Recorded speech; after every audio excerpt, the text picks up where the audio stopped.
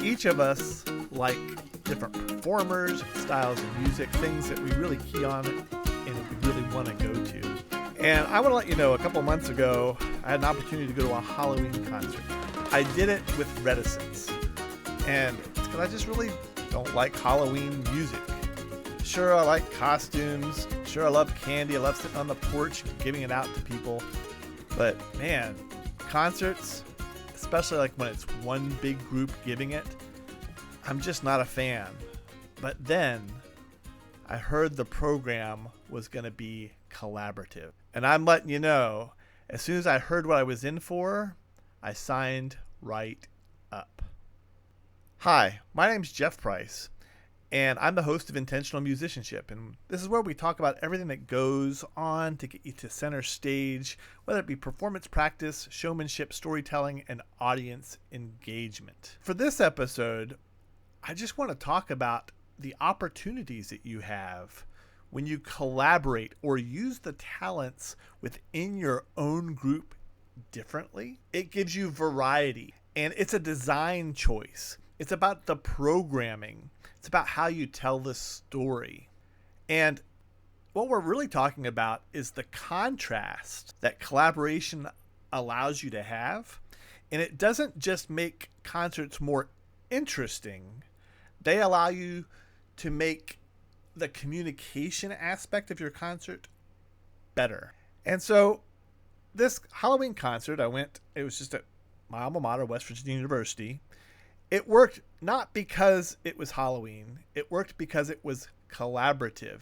There were multiple ensembles that took the stage. In fact, it was one of the first times in recent years that most of the university was involved in the show.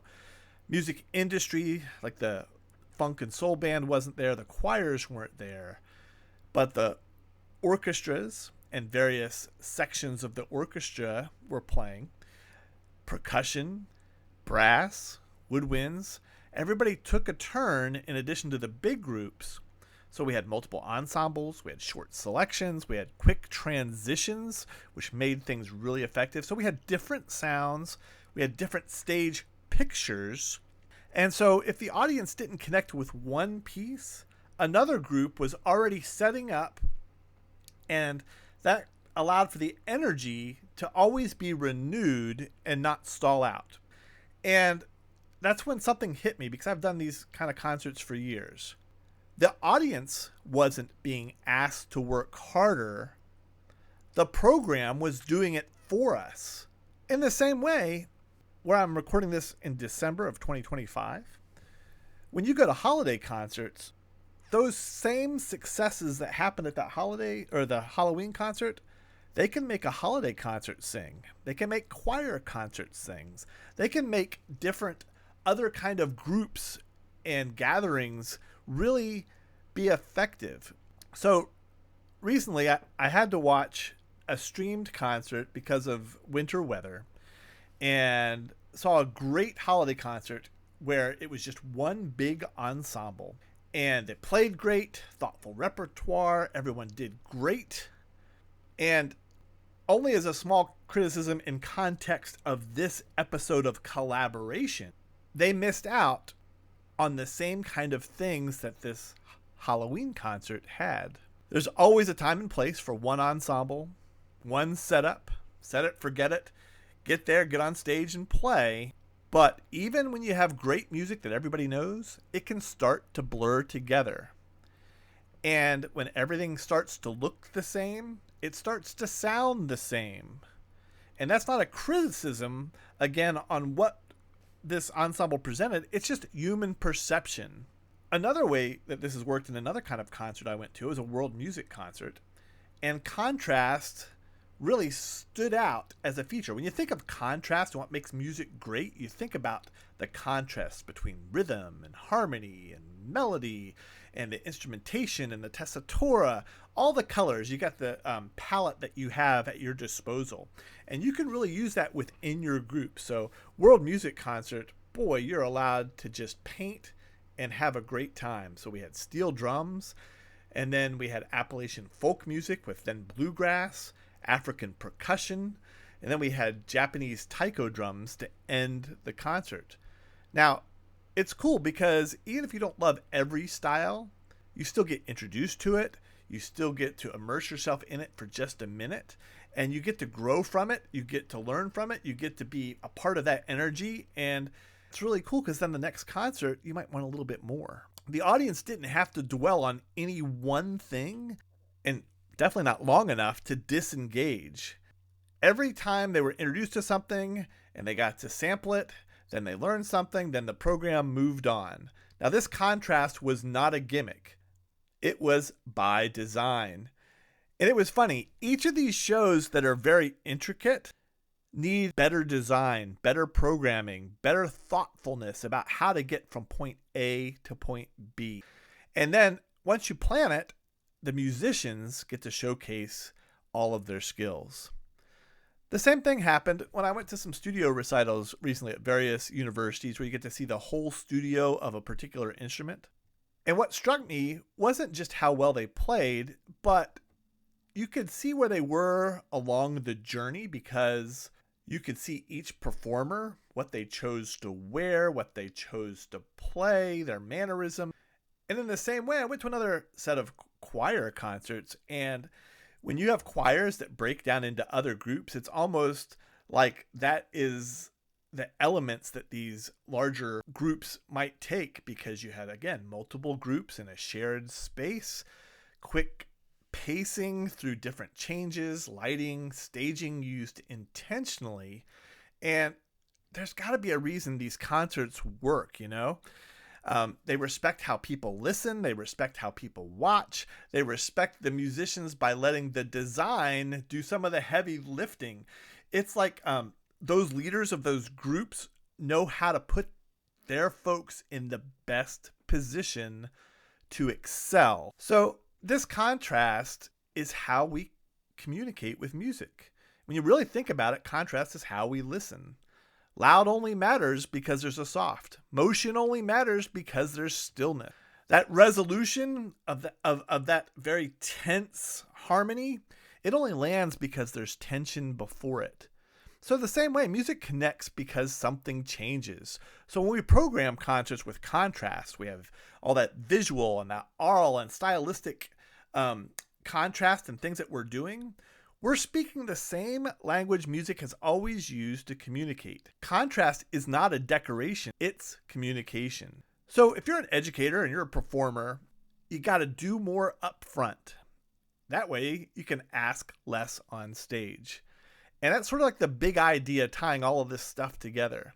When we invest more time in our programming and our stage design, we don't have to ask performers to overcompensate on stage. That variety does the work. The pacing does the work. The collaboration does the work. You know, in the end, that allows you to show that you're caring about your audience. It's also a way to showcase and care about your musicians. Now, if we borrow things from our friends in the performing arts, we can just jump really quickly over to theater, because they've known this for a long time. They plan the blocking, they plan transitions, they use cue sheets, stage plots, and prompt books. They don't ask performers to figure it out live. They design the experience so performers can focus on presence and communication. And we do that same thing in music. In fact, if I go back to that Halloween concert, I know that the biggest planners for that were the graduate assistants, making sure everybody knew their spots and where to be and how things would line up between the orchestra, the band, and how those sections would come together for those many groups that they had. And one final thought, we always have to know our role within the program. In that collaborative concert, not every group needs to be the showstopper. Sometimes your role is just to reset the room, to let the audience breathe, to prepare them for what comes next. That's not playing small, that's playing smart.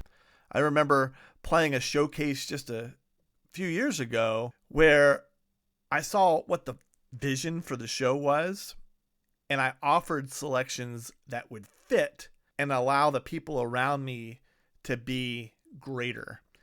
And in the end, I think that would highlight the performers more effectively. So here's a couple things that I'd like for you to maybe think about and see what you think as a takeaway. I think it's going to be my title, but I think variety is not a gimmick. It's intentional design. Contrast, as we were talking about, is how we as audiences listen and connect. And that collaboration, well, that reveals who you are as an organization. And it's great to be able to showcase and develop and nurture the musicians, and also how this helps build the relationship with those of us in the audience.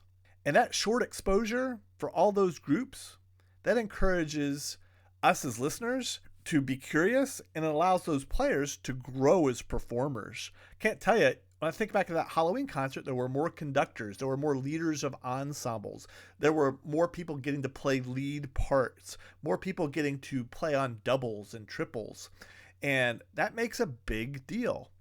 In fact, I think even in that World Music concert, we had one lady who, her primary instrument is violin, but she played steel drum, she played 4 different kind of percussion, including of course the steel drum, the taiko drums, the African drums. They did dancing. She also played fiddle on one of the Appalachian songs. She also played double bass on the bluegrass songs. And that showed me that this performer, as you could just, look on stage, you're going, wow, that performer is special that she could do all these things. Now, consequently, I know they're also a music educator, and I'm letting you know, when I see something like that, I go, that person is ready to be a professional musician because they know what it is about. Just some other ones. Programming is storytelling. That front work leads to great output, and that really does help your program, and it helps your musicians. So when you design better, the musicians can perform with more ease. Now, how do you go through this and learn this if your groups aren't doing this? Go to more concerts. I love going to live musical events. This is like sort of a synopsis of the past 2 months of shows, for lack of a better way to put it. And every performance allows me to see something, to understand something a little bit more. I like it all, but some things you can just latch on to go, that was really special. That's something I'm always going to remember. So whether you're a performer, educator, programmer, designer, or all of the above, remember this. When we care about our audience, we design experiences that respect how they listen. Consequently, when we care about our musicians, we also design experiences that allow them to grow. Thanks for listening to Intentional Musicianship. You can always connect with us at intentionalmusicianship.com. I'd love to hear from each and every one of you. Maybe you have a story to tell of the things that you've learned from going to all these wonderful live musical events. Until next time, in around 2 weeks, thanks for joining us, and I hope you join us on the next episode of Intentional Musicianship.